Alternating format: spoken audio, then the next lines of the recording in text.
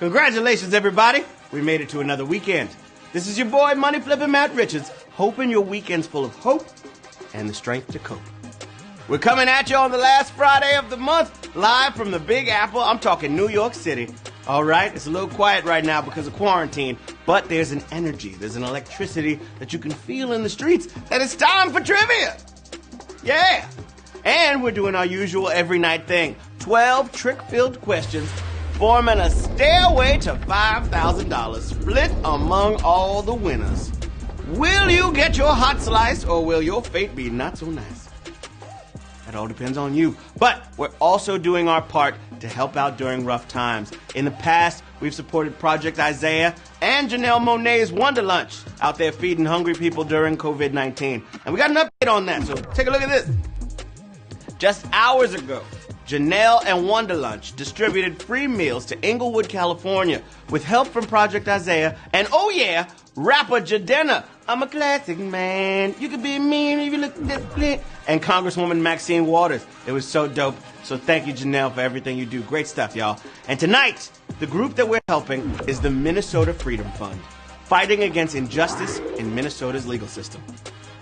The Minnesota Freedom Fund pays criminal bail and immigration bond for those who can't afford to while fighting discriminatory, coercive, and oppressive jailing. The spread of COVID-19 in the prison system has only made their work more important. As Minneapolis recovers from the last few days, HQ sends love to the hurting communities and is matching tonight's prize to give $5,000 to the Minnesota Freedom Fund. They're at minnesotafreedomfund.org if you'd like to help a little. That's what I love to see. I like to see the community is coming together to clean up after all the civil unrest. I get it. I understand it. And I'm with you. HQ is with you. Word. Justice for Floyd. Are we ready? We're here to quiz, y'all. The quizzing time is approaching, and right about now, almost 73,000 people look ready to roll. I hope y'all been loading up on facts, okay? Because you're going to need them tonight. I got questions about music, geography, fashion. How confident are you in those topics? Let me know in the chat. Huh? Who's ready to get their very first win tonight? Everybody? Everybody who's won already had their first win at some point. So why shouldn't tonight be your first win? Reach for that brass ring and grab it. The brass wing. That sounds like I'm going to open up a wing spot, and that's what I'm going to call it. The brass wing. Okay. I can see question 1 coming over the horizon, y'all. It's about history. So if there's somebody that's a history nerd in your family, call them into the room, okay? You don't want to go out on question 1. That is embarrassing. You're going to want to make it all the way to Q12. That's what we do here. Taste the prize. You got to taste the prize. So can you feel it? Yell at your phone, say, Money Flipper, I can feel it! Nobody. Say it! I can hear you. There's a mic. Come on. Money Flipper, I can feel it! All right, thank you. I heard you. I heard at least 2 of y'all. Oh, man. Y'all ready for this? It's time now to fire up the trivia furnace, start cooking, so here we go. Nothing to it but to HQ it. Question number 1 in your face. The British Empire was largely ruled from what city? Beijing, London, or Pago Pago? What's it going to be? Talk about the British Empire, y'all. 100 years ago, it was hard to travel a world without bumping into somewhere with a British flag flying over it, okay? And the whole operation was run out of Buckingham Palace in central London. 68,997. Got it right at Q1. Oh yeah, Q2. What you gonna do? Here we go. Which of these pet toys comes with parts that are sold elsewhere as a health food? Pet Rocks, Chia Pets, or Neopet? What's it gonna be, y'all? Hopefully, none of y'all are eating rocks, okay? That would be dangerous no matter who's selling them. But chia seeds are packed with enough nutrition and nutrients to be labeled as a superfood. Just don't eat chia pet seeds because they're not cleaned for consumption. 55,355. How did 4,300 of you say Pet Rocks? Your teeth must be jacked up. Okay, Q3. Here we go. Gwyneth Paltrow's lifestyle brand is named what word for a shapeless mass? Goop, gunk, or schmutz? Gwyneth Paltrow. She got a lifestyle brand. You might have heard of it. They got a little Netflix show. Gwyneth wanted a name that means nothing yet could mean anything. But also, somebody told her that successful internet businesses have double O's in the name. So throw in her initials and you got Goop. Goop Punch. Goop Punch. All right, now. You remember that from My Brother and Me on Nickelodeon? No? Okay. 52,112. 112.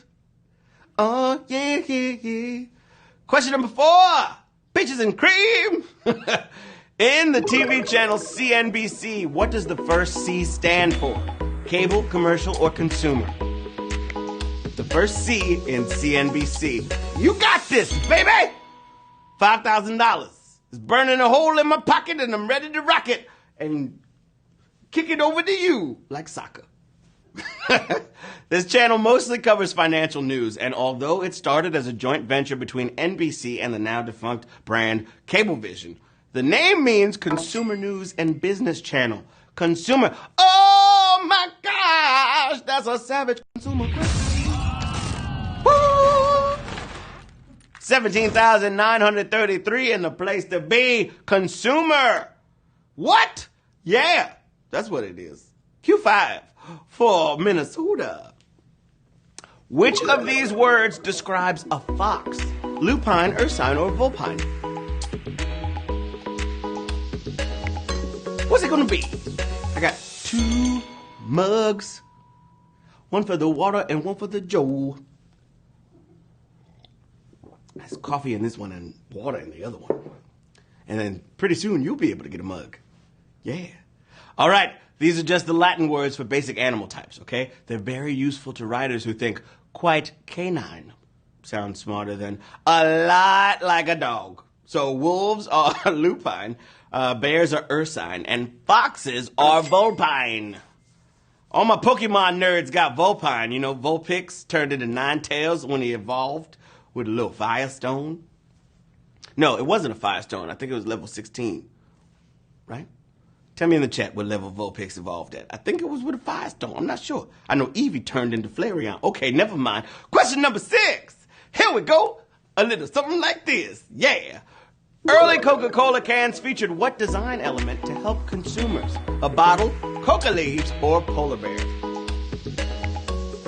Talking to early Coca-Cola cans. Tell your grandma. Say, hey, grandma, what's on the... What was... Grandma, you remember Coca-Cola cans?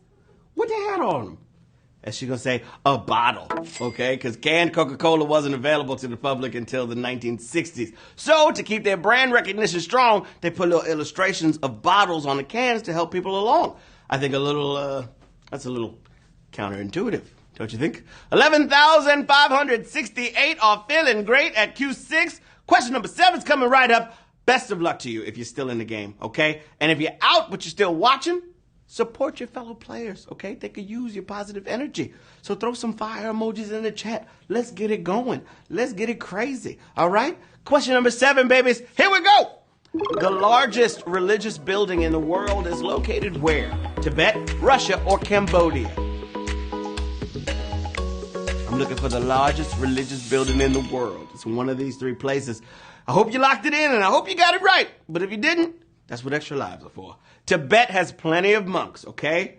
And they got, like this yak cheese. It's like milk, yak milk and lime, and they make it hard for the dogs. Okay.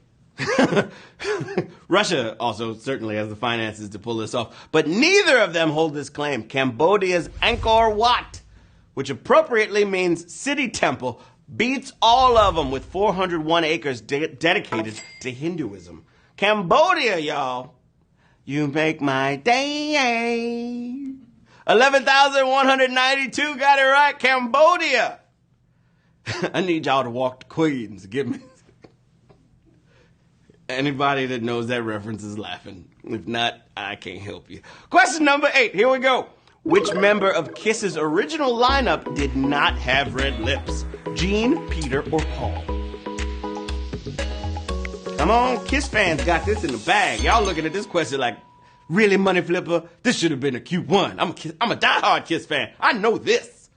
Looking closely at the kabuki makeup that Kiss is famous for, Paul Stanley probably borrows the most from classic glam rock with those big red ones, okay? It's easier to miss the red lips on the Catman, Peter Criss, but the Demon is all black and white. I'm talking about Gene, y'all. Yeah. Blah, blah, blah, blah. I can't do it. My tongue ain't long enough. Oh, my gosh. That's another savage question. Ooh, that was unexpected. I wanted the coffee, but I drank the water, and when I didn't taste the coffee, I was like, what? 2,436 of you got it right at Q8. 4 questions until the prize. I see some extra lives getting dropped. Drop it like it's hot. Yes, you better work. Q9, feeling fine. Here we go. Which continent has no national capitals beginning with port? North America, Africa, or Europe? No capitals beginning with port, all right? Check it out. Where there's coast, there's ports, okay? And towns named after them. Here in North America, we got Port-au-Prince, Haiti, and Port of Spain in Trinidad and Tobago. Africa has Port Louis, Mauritius, and Porto Novo in Benin. But Europeans don't port brag. Oh, my port! That's a savage party question. 2,945 got it right. It's looking, the way it's looking right now, if we have another savage question, this prize is going to be thick with 2 C's. All right? Let's go! Woo! Question number 10. Who sang the closing song to an animated film with the voices of Will Wheaton and Shannon Doherty? Peebo Bryson, Billy Joel, or Paul Williams? I love this movie so much. It takes me back to my childhood, simpler times. Somewhere between acknowledged classic and cult hit, 1982 filmgoers were enchanted by Don Bluth's The Secret of Nim. Y'all remember that? Yeah. Featuring the film debuts of Will and Shannon as 2 of the Brisby Kids, and a nice closing credits tune sung by none other than Paul Williams. 2,668 of y'all. We could hang. I feel like if we hung out, we would have a good time because we'd be just reminiscing about things. So shout out to 2,668 of you. Moving on to Q11. That's not to say I wouldn't hang out with all of y'all. You know, let's wear a mask. We can kick it. I had a hiccup. Q11. All dogs go to heaven. Here we go. The first game in the Animal Crossing franchise was sold on what platform? GameCube, N64, or DS? Lock it in. I'd be so excited to see what y'all pick, and then, woo! Many of us remember building up that house during late nights on their GameCube. But of course, we can't make Q11 that easy, all right? The very first game in the series was Animal Forest, basically the original game, but released in Japan on Nintendo 64. N64! Let's go! Come on now! Get with it! Money flip it! 1,981 of you got it right. You're moving on to question 12, the final question of the game. Let's go! Woo! I love it. I love to see it. Y'all love to see it. I'm so happy y'all are here with me right now. Question number 12, babies. HQ Trivia about to give some money to some lucky people that know things about some stuff. That's how you win here. You gotta just know some things about some stuff. It's not that hard. Okay? Question 12. Here we go. Which famous fashion designer attempted to study law before switching to clothing? Kate Spade, Giorgio Armani, or Hubert de Givenchy? Who's it going to be? Before fashion, Kate Spade was a fashion journalist, and the military called Mr. Armani. But Givenchy was 17 when he decided his law school days were done. Oh, yes! Wait a minute, Mr. Postman! Wait, Mr. Postman! 1,367 of y'all just won HQ Trivia! Woo! Let's go! Oh, happy day! Oh, HQ day! Oh, HQ day! When money flip a flip, flip the money. When money flip a flip, he flipped the money. He flipped the money to me. OHQ Day. Only Connect. Drew Becky. Wesley is G. Tiluparta. Wizard Cat. Oh, it looks like jelly beans. Oh my gosh. Cat 63. Doozy Moon. Buchikil. Thanpool. Vetayo. Johnny Name. Agoshe. Elaine Susie. Poncepa. Congratulations. That was just some of the names that I could pronounce, and I am so happy that you won. Don't forget, check it out. If you're still here and you're paying attention right now, listen to me. Don't forget that you can choose to donate your winnings to one of the great charities that we feature on HQ. From the home screen, you go and tap your winnings in the top left, tap donate, and select a charity. Fill out your info, and you're done. It's as easy as that. All donation requests are fulfilled within 14 days, and if you give over $10, we send you a receipt. It's as simple as that. Tonight's charity is, again, the Minnesota Freedom Fund, defending Minnesotans against unfair and unsafe forms of incarceration. They're freedomfund.org, and they're worth giving to. I mean this from the bottom of my money-flipping heart. Until I see y'all again. This is Matt Richards asking, if sign makers go on strike, how do we know?